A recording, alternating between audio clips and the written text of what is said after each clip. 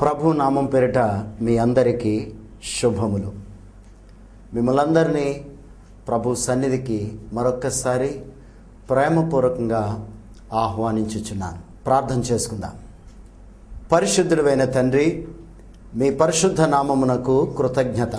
ప్రభువా, మీ కృప చేత ఈరోజు వరకు మమ్మల్ని అందరినీ సజీవులుగా ఉంచారు. ప్రభువా నాయన, టీవీ ముందు కూర్చుని మీ వాక్యాన్ని వినుచున్న ప్రతి బిడ్డను ఆశీర్వదించమని అడుగుచున్నాం. ప్రభువా, మీ వాక్యాన్ని ధ్యానించుకునిచుంటుండగా ప్రభువా, మీ పరిశుద్ధాత్మ శక్తితో నాయన నన్ను దర్శించమని అడుగుచున్నాం. మీ సిలువ చాటున మరుగుపరచండి, మా అందరితో మాట్లాడండి, మమ్మల్ని అందరినీ దర్శించి మహిమ పొందమని యేసు నామములో అడుగుచున్నాము తండ్రి, ఆమేన్.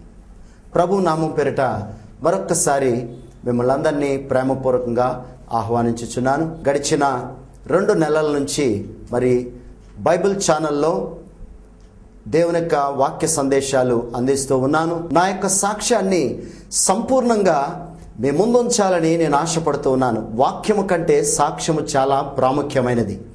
నేను ఒక విగ్రహారాధన కుటుంబంలో జన్మించాను. నేను చాలా భక్తి భావముతో ఆ విగ్రహాలను కొలుస్తూ పూజ చేస్తూ జీవించేటువంటి విగ్రహారాధికుడిని.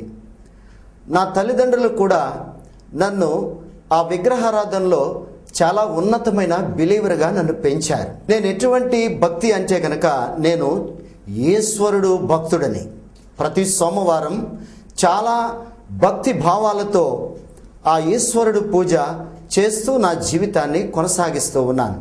అయితే ప్రభు నా జీవితంలో ఎలా ప్రవేశించారో, దేవుని బిడ్డగా నేను ఎలా మార్చబడ్డానో, దేవుని యొక్క స్వార్థ పరిచర్య రోజు ఎలా చేయగలుగుచున్నానో నా సాక్ష్యం సంపూర్ణంగా నేను అందించాలని మీతో పంచుకోవాలని నేను ఆశపడుతూ ఉన్నాను. మా తల్లిదండ్రులు ప్రతి సంవత్సరము కూడా మమ్మల్ని తిరుపతి తీసుకుని వెళ్ళి మాకు గుండ్లు కొట్టించేస్తూ ఉండేవారు. అంత భయంకరమైనటువంటి విగ్రహారాధన కుటుంబంలో నేను జన్మించాను. నా పేరు త్రిమూర్తులు. ఈరోజు నేను శామ్యుల్ ప్రియభారత్గా మీ టీవీ ముందు మీకు అందరికీ పరిచయం. కానీ నా పేరు త్రిమూర్తులు. నేను రాజమండ్రి పట్టణంలో పుట్టాను. రాజమండ్రి పట్టణంలోనే నా ఎడ్యుకేషన్ అంతా సంపూర్తి చేశాను. రాజమండ్రి పట్టణంలోనే నేను నివాసం ఉంటూ ఉన్నాను. అయితే నేను విగ్రహారాధికుడిగా కొనసాగుతూ ఉన్నటువంటి దినాలలో, నేను చదువుకునేటువంటి దినాల్లో కూడా నా స్నేహితులంతా క్రైస్తవ బిడ్డలే. వారితో నేను కలిసి ఉండేవాడిని, సహవాసం చేసేవాడిని. కానీ క్రైస్తవ బిడ్డలంటే నేను చాలా చులకనగా చూసేవాడిని. క్రైస్తవ మతం అంటే అసహ్యకరమైనటువంటి పరిస్థితుల్లో నేను జీవించాను. చివరికి ఏ పరిస్థితులకు వచ్చాను అంటే గనక, పరిశుద్ధాత్మ అభిషేకము పొందుచున్నటువంటి వారి పరిస్థితిని చూసి ఒక ఉన్నతమైన దైవ సేవకురాలని కూడా నేను చాలా అగౌరవపరిచాను, అవమానపరిచాను. ఆ పరిస్థితుల్లో ఆ దైవ సేవకురాలు నాతో మాట్లాడినటువంటి మాట ఒకే ఒక మాట: ఏ రోజుకైనా నీ మోకాళ్ళు దేవుని నామాన వంగుతాయి, నీ నాలుక దేవుని నామాన్ని ఉచ్చరిస్తుందని అన్నప్పుడు ఆమెను నిందించాను.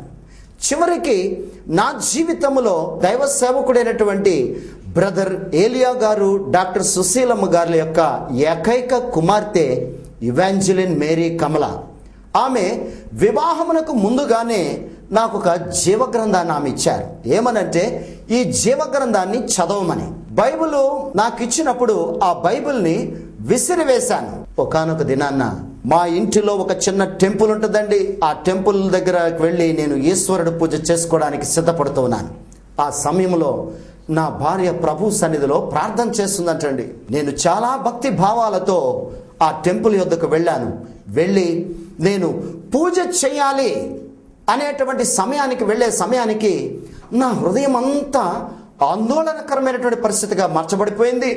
నేనంతా కలతతో, వేదనతో, మరి అసహ్యకరమైనటువంటి స్థితిలో నేను ఆ టెంపుల్ యొద్దకు వెళ్ళినప్పుడు పూజ చేయాలని అనుకుంటున్నాను, కానీ చెయ్యకూడదు అనేటువంటి మనసేమో హృదయంలో ప్రేరేపించేస్తూ ఉంది.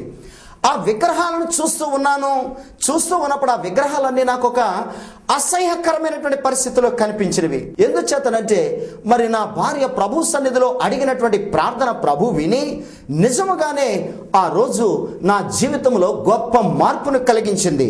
అయితే ఆ రోజు మా అమ్మగారు అన్నారు, ఏమనంటే, ఈరోజు నువ్వు ఈ పూజ చేయడానికి ఎందుకు నువ్వు వెనకాడుతున్నావు అని అంటే గనక, అమ్మా ఏ విషయంలో నువ్వు నన్ను అడగద్దు, నా హృదయం బాగులేదు, ఈ విగ్రహాలు చూస్తుంటే నాకు అన్ని అసహ్యకరంగా కనిపిస్తూ ఉన్నాయి, ఈ రోజు నేను ఈ పూజ చెయ్యలేనమ్మా అని అన్నప్పుడు మా అమ్మగారు ఒకే ఒక మాట అన్నారు, నీకేదో దయ్యం పట్టింది, ఈరోజు నువ్వెందుకు ఈ పూజ చేయనని తెలియపరుస్తూ ఉన్నావు. నా తల్లి అన్నప్పుడు, అమ్మా నువ్వే మాట చెప్పినా కానీ ఈరోజు నేను ఆ పూజ చేయటానికి నా మనసు అంగీకరించట్లేదు అని ఆ రోజు నేను ఆ ఈశ్వరుడు పూజ చేయడం మానివేశాను. అటు తర్వాత ప్రభు యొక్క కార్యం ప్రకారమే, ప్రభు యొక్క ఆలోచన ప్రకారమే మరి మా ఇష్టపూర్వకంగా మా వివాహము జరిగింది.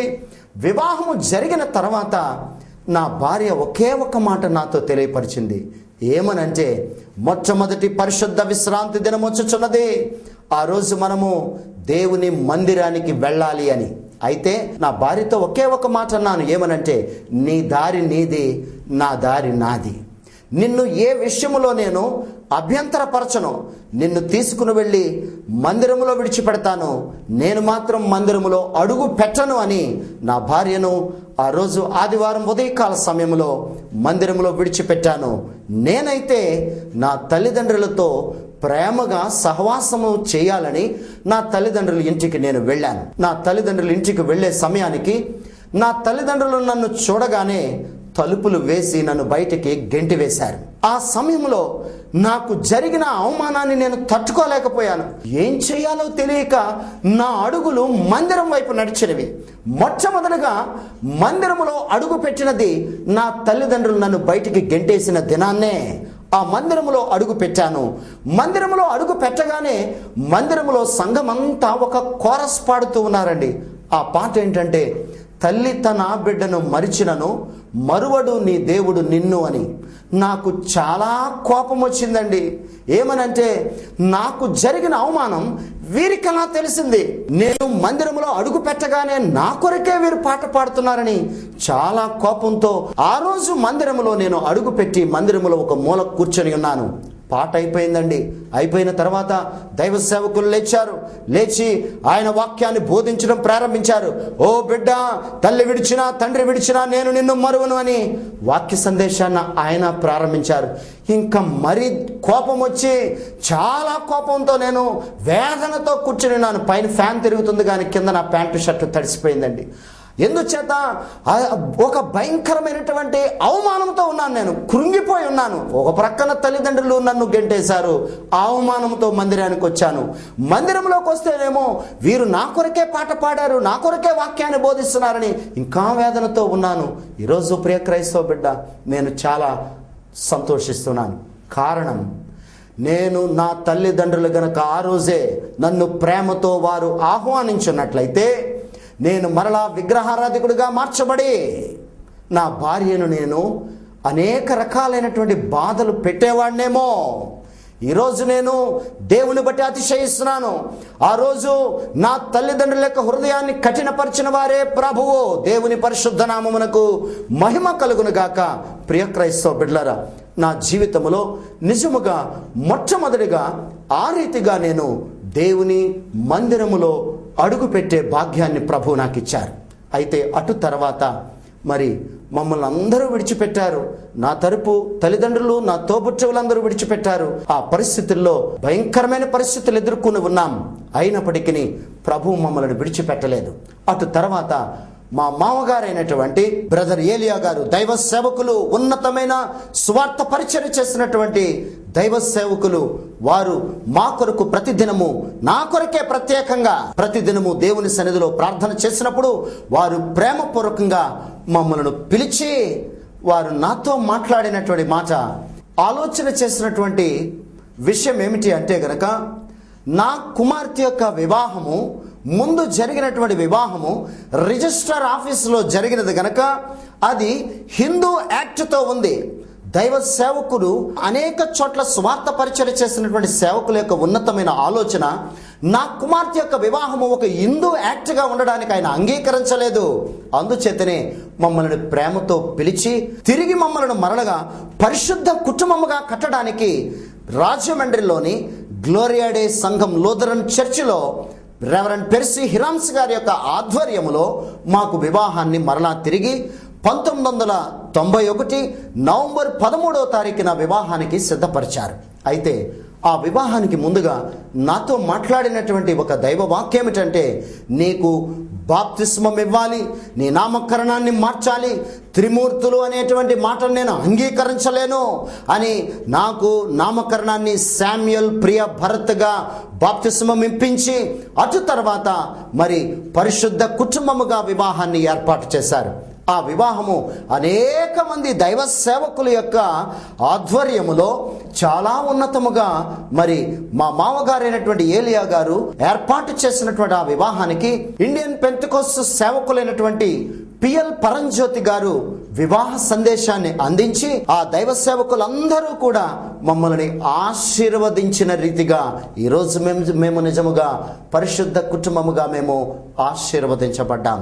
దేవుని పరిశుద్ధ నామమునకు మహిమ కలుగును గాక.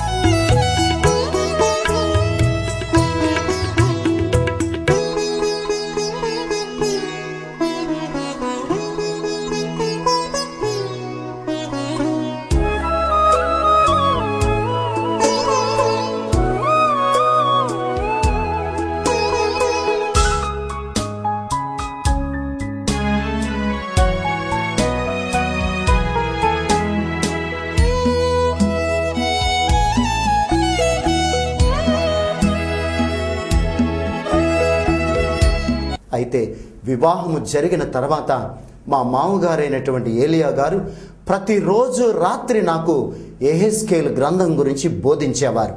అయితే నాకు ఏ మాత్రమో జీవ గ్రంథములో ఒక్క మాట నాకు అర్థమయ్యేది కాదు, ఏ విషయము నాకు తెలిసేది కాదు. ఎందుచేత నేను విగ్రహారాధికుని గనక బైబిల్లో ఉన్నటువంటి మాటలే నాకు అర్థమయ్యేది కాదు.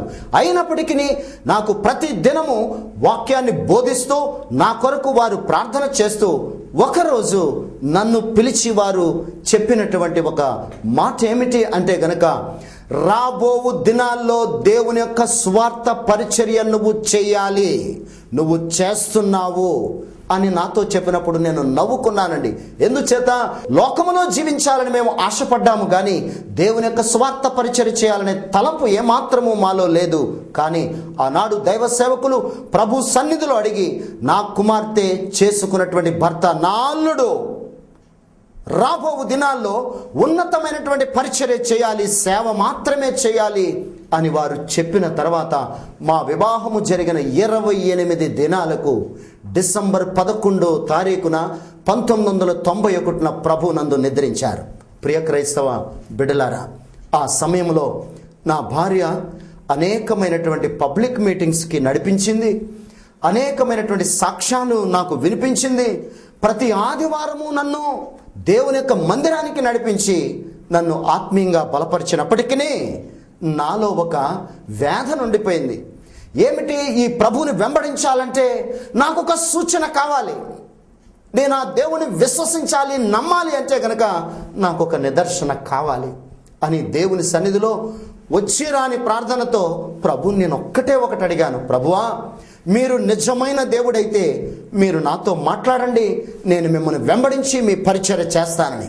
అయితే ఆ రీతిగానే కొన్ని దినాలు, కొన్ని నెలలు నేను దేవుని సన్నిధిలో అడిగినప్పుడు ఒకానొక రోజు రాత్రి ప్రభు నాతో ఆయన స్వరముతో మాట్లాడారు.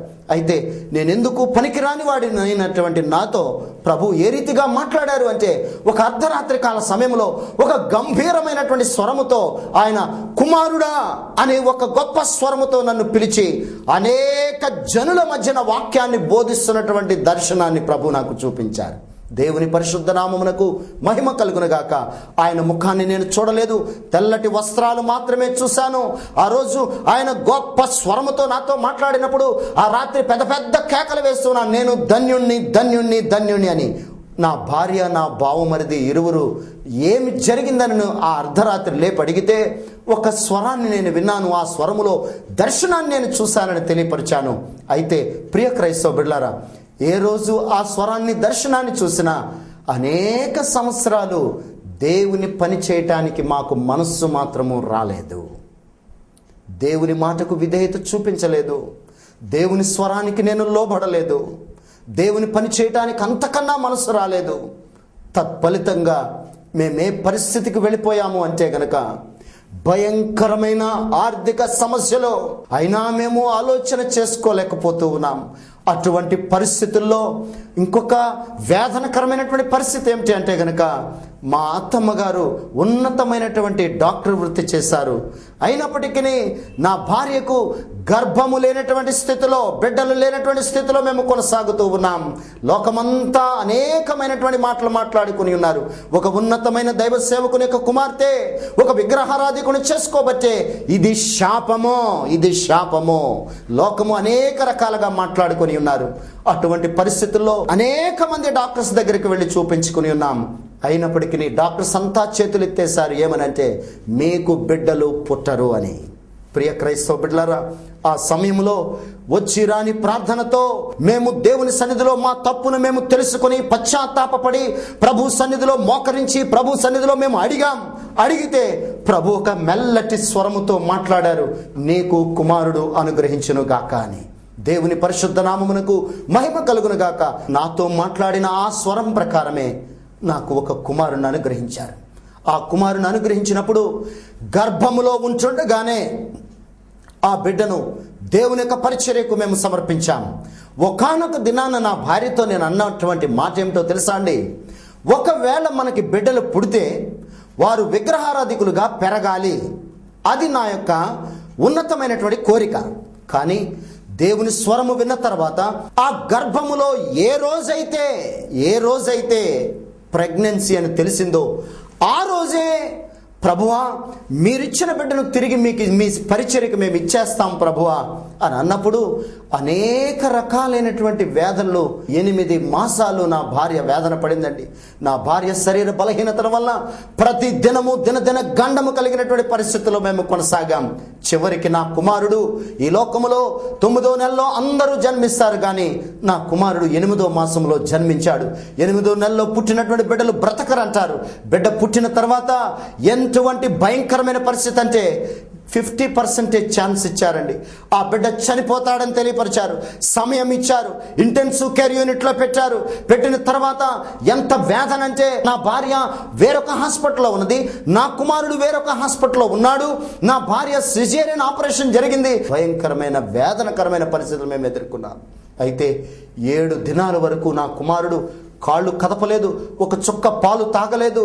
డాక్టర్స్ అంతా చెప్పారు. నేను హాస్పిటల్లో మోకరించి వచ్చిరా అని ప్రార్థన చేస్తూ ఉన్నప్పుడు ఆ డాక్టర్ నన్ను అడిగారు, మీ దేవుడే మిమ్మల్ని కాపాడాలి, మీ దేవుడే మీ బిడ్డను కాపాడాలి అంటే గనక ఏడుస్తూ ప్రభువుని అడిగేవాడిని, ప్రభువా నువ్వు ఇచ్చావు గనక నువ్వు కాపాడతావు ప్రభు అని అడిగితే ఒకరోజు నా బిడ్డ ఒక్క చుక్క పాలు తాగాడని వారు తెలియపరిచారు. దేవుని పరిశుద్ధ నామమునకు మహిమ కలుగును గాక. అటు తర్వాత డాక్టర్స్ చెప్పినటువంటి మాట ఏంటో తెలుసా అండి? మీ బిడ్డ ఒకవేళ మీ ప్రార్థనల వల్ల బ్రతికినా కానీ శాశ్వతముగా 2 కాళ్ళు రావని తెలియపరిచారు. ఆ సమయంలో ఒకే ఒక మాట ప్రభు సన్నిధిలో ఒకే ఒక మాట నేను పలికాను. ఏమనంటే, ప్రభువా మీ సేవకు సమర్పించాం, మీ పరిచర్య చేయాలి అంటే కనుక ఆ బిడ్డకు 2 కాళ్ళు అవసరం. అంటే 7 దినాల తర్వాత నా కుమారుడు 2 కాళ్ళు కదిపాడు. ఈరోజు ప్రియ క్రైస్తవ బిడ్డలారా, ఆ రోజు హన్నా ఏ రీతిగా అయితే చిన్న సమూయేలుని, బాలుడైన సమూయేలుని ఎట్టి రీతిగా మందిరములో విడిచిపెట్టిందో ఆ రీతిగానే మా కుమారుణ్ణి దేవుని యొక్క పరిచర్యలో మేము విడిచిపెట్టాం. ఈరోజు రక్షణ ఛానల్లో 1 సంవత్సరము పాటు సువార్త పరిచర్య చేస్తూ ఉన్నాడు. అంతేకాక గడిచిన 4 సంవత్సరాల క్రితం నుంచి పబ్లిక్ మీటింగ్లో సువార్త పరిచర్య చేస్తూ ఉన్నాడు. దేవుని బట్టి మేము అతిశయిస్తూ ఉన్నాం. ఆ రీతిగా నన్ను ప్రార్థనలో పెంచింది నా భార్య. ప్రార్థన నేర్చుకున్నాను, వాక్యాన్ని చదవడం నేర్చుకున్నాను. అయితే నా జీవితంలో జరిగినటువంటి ఒక సంఘటన మీ ముందుంచాలని ఆశపడుతూ ఉన్నాం. ప్రభుతో నడుస్తున్నటువంటి మా జీవితంలో ఒక సంఘటన తలెత్తింది. అదేమిటి అంటే, నా జన్మనిచ్చిన తల్లి మరణించినప్పుడు నా అన్నదమ్ములు కానీ నా తండ్రి గారు కానీ నా తల్లి చనిపోయిన వార్తను కూడా నాకు తెలియపరచలేదండి. మేము నివాసం చేస్తున్న ప్రక్క గృహమే నా తల్లి చనిపోయిన మాటను కూడా నాకు చెప్పడానికి ఇష్టపడలేదు. కారణం, క్రైస్తవ బిడ్డగా మార్చబడ్డానని, ఒక క్రైస్తవ బిడ్డను వివాహం చేసుకున్నానని నెపముతోనే నా జన్మనిచ్చిన తల్లి మరణాన్ని కూడా నాకు చెప్పడానికి వారు ఇష్టపడలేదు. ఎంత భయంకరమైనటువంటి వ్యాధిని నేను అనుభవించానో ఒక్కసారి ఆలోచన చేయండి.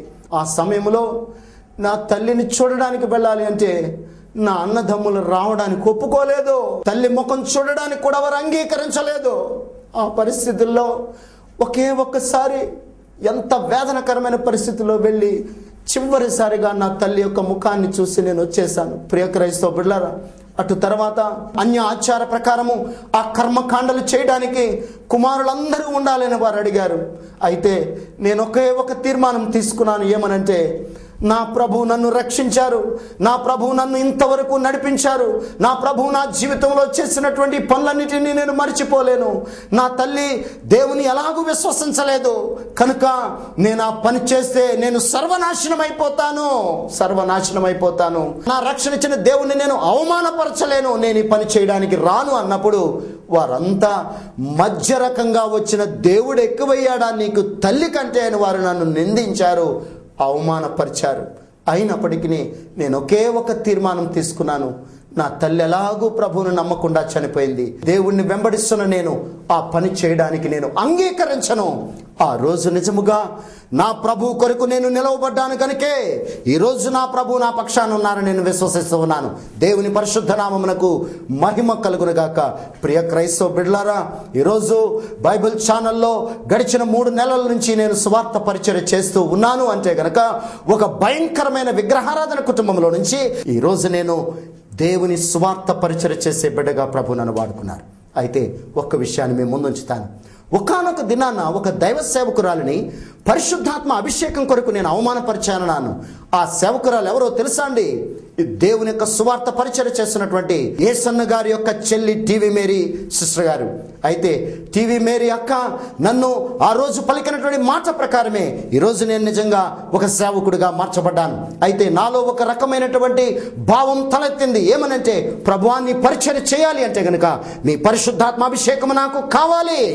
ఆ అభిషేకం కొరకు 3 సంవత్సరాలు ప్రభు సన్నిధిలో ప్రతి రాత్రి 3 గంటల సమయంలో లేచి ప్రభుని నేను అడిగి పొందుకున్నాను.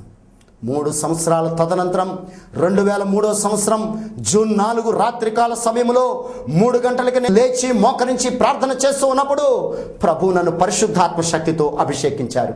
ఆ అభిషేకం పొందిన తర్వాతే 2005 సంవత్సరం జూన్ నెల 18వ తారీఖుని నా కుమారుడు జన్మించినటువంటి జన్మదినాన్న ప్రార్థనా మందిరం అనేటువంటి పరిచర్యను రాజమండ్రి పట్టణంలో ఒక మందిరాన్ని సేవను ప్రారంభించడానికి ప్రభు ఆయన మమ్మల్ని నడిపించిన విధానాన్ని బట్టి దేవునికి లెక్కలేని కృతజ్ఞతలు నేను తెలియచేస్తూ ఉన్నాను. ఆ రీతిగానే ఈరోజు వరకును ఒకానొక దినాన్ని ఎందుకు పనికిరాని స్థితిలో నుంచి ఈరోజు ఒక దేవుని యొక్క మందిరాన్ని నడిపించడానికి, టీవీ ఛానల్లో వాక్యాన్ని బోధించడానికి ప్రభు నన్ను నడిపించారు అంటే గనక ప్రభు నిశ్చయముగా ఆయన ఉన్నారు అని నేను విశ్వసిస్తూ ఉన్నాను. ప్రియ క్రైస్తవ బిడ్డలారా, ఈరోజు నా సాక్ష్యము ద్వారా అనేక మంది వారు ఆత్మీయంగా బలపరచబడాలనే నా సాక్ష్యాన్ని మీ ముందుంచుతూ ఉన్నాను. ఆ రీతిగానే మరి చివరికి నేను ఏ విధమైనటువంటి బైబిల్ ట్రైనింగ్ నేను చేయలేదు. కేవలం నాకు దేవుని యొక్క వాక్యాన్ని నేర్పించింది నా భార్య, ప్రార్థన నేర్పించింది నా భార్య, ఏ రీతిగా పెరగాలో నేర్పించింది నా భార్య. అయితే ఎందుకు పనికిరాని విగ్రహారాధన కుటుంబంలో నుంచి దేవుని యొక్క సువార్త సేవకుడిగా నేను మార్చబడ్డానికి గల కారణం, దేవునికి దశమ భాగం ఇచ్చుట ద్వారానే ఈ ఆశీర్వాదాన్ని నేను చూశాను. నా వివాహం జరిగిన మొట్టమొదటి దినాలలో నా భార్య దైవ సేవకుని యొక్క కుమార్తె గనుక ఎవరైనా దైవ సేవకులు ఇంటికి వస్తే కానుక ఇవ్వాలి అనేటువంటి మాటకు నేను చాలా కోపపడేవాడిని అండి. కారణం, దేవుని దైవ సేవకులు ఇంటికి వస్తే కానుక ఎందుకు ఇవ్వాలి? నా భార్య నాతోనే ఆ కానుక ఇప్పించేది, అయిష్టంగానే నేను ఇచ్చేవాడిని. అందుచేతనే గడిచిన 10 సంవత్సరాలు 7-8 సంవత్సరాల వరకు కూడా భయంకరమైనటువంటి వేదనలు మేము అనుభవించాం. ఎప్పుడైతే పరిశుద్ధాత్మ అభిషేకం నేను పొందుకుని వాక్యము నాలో ప్రవేశించి ప్రభు నాలో నివాసము చేసి నన్ను దేవుని ఒక్క వాక్యములో నేను పెరుగుతూ ఉన్నప్పుడు వాక్యములోని కొన్ని మాటల ద్వారా నేను హెచ్చరింపబడి నా జీవితాన్ని నేను సరిచేసుకుని ఏది ఏమైనా కానీ ఇప్పుడు ప్రభుది ప్రభుకి చెందాలి, ప్రభుది ప్రభుకి ఇవ్వాలి అనేటువంటి జీవితం వైపుకు నేను నడుచుకున్నాను. అందుచేతనే ఈరోజు నిజముగా దేవునికి ఆ దశమ భాగం ఇచ్చుట ద్వారా ఈరోజు ఇంత ఆశీర్వాదకరమైనటువంటి సేవను, ఆశీర్వాదకరమైనటువంటి కుటుంబముగాను నెమ్మదితో, శాంతితో, సమాధానముతో మా కుటుంబాన్ని ప్రభు నడిపించుచున్నారు. నేను ఏ రోజు కూడా నా ప్రభువుని నాకు ఫలానాది కావాలి ప్రభు అని ఏ రోజు నేను అడగలేదండి. ఎందుచేతనంటే మన ప్రభు ఎటువంటి దేవుడు అంటే మన హృదయాంతరంగాలు ఎరిగినటువంటి దేవుడు, మనకు తలంపు పుట్టకమునిపై ఎరిగినటువంటి దేవుడు.